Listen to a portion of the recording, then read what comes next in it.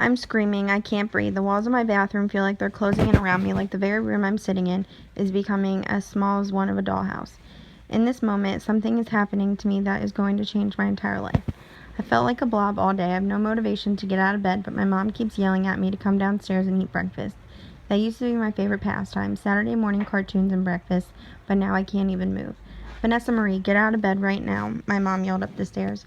After getting yelled at, I went downstairs without bothering to change out of my pajamas or comb my hair.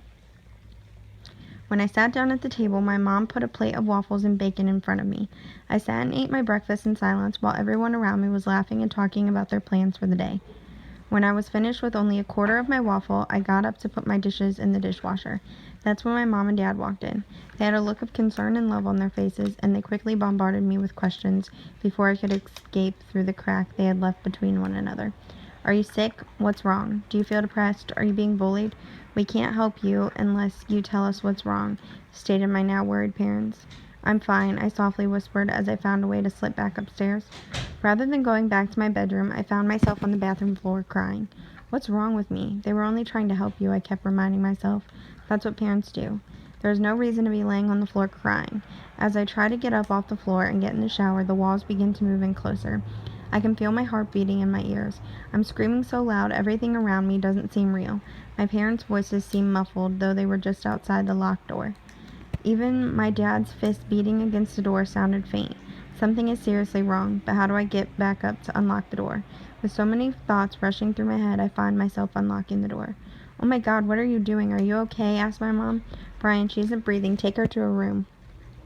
With one quick motion, my dad was able to get me off the bathroom floor into the car before my mom could say anything about him ignoring her request. Once I felt the seat underneath me, everything turned black. Beep, beep, beep. As I wake up, I hear the monitor going off behind me and see a shadow quickly move from the corner of my room to my bedside.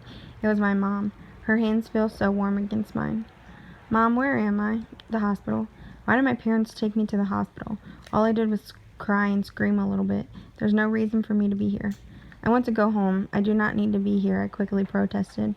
We're not taking you home, boomed my dad from the opposite corner of the room. Not until we figure out what's wrong. After arguing with my parents about this for quite some time, some strange woman with bright red lipstick and pale brown hair walked in the room. Good to see you're awake again, said this lady. I am Dr. Smith. How are you feeling? With what little emotion I could muster in my voice, I responded, I just want to go home. Please let me go home. The doctor politely refused, but insisted we spend the next 20 minutes talking about me. She asked me about my home life, school, and friends.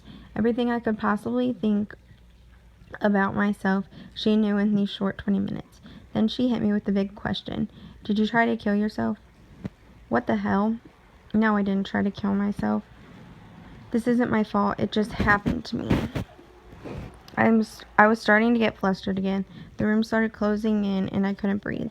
The doctor instructed me to take a few deep breaths in and slowly out. My parents could tell that I was upset that Dr. Smith had even suggested that I had tried to kill myself, so they pulled her aside and asked what the other possibilities could be. I could hear them whispering and made out the words manic depressive and anxiety attack. Soon after that, my parents reappeared and then my doctor left.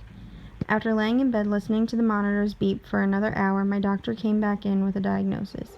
Vanessa, I want to send you out of here with answers, so I'm going to tell you that you have anxiety panic disorder and are at risk for being manic depressive. And that is the main cause of your attacks and pent-up anger. We're not going to put you on any medications because you are too young. We want to use all other resources before even thinking about medications. I've recommended a therapist and typed up many different breathing exercises you can try when you are feeling anxious. I am also recommending that you take up a sport or physical activity to release some of the tension that you have. These things are very self-treatable if you are willing to do what is instructed. My doctor went on and on. Eventually, I stopped listening.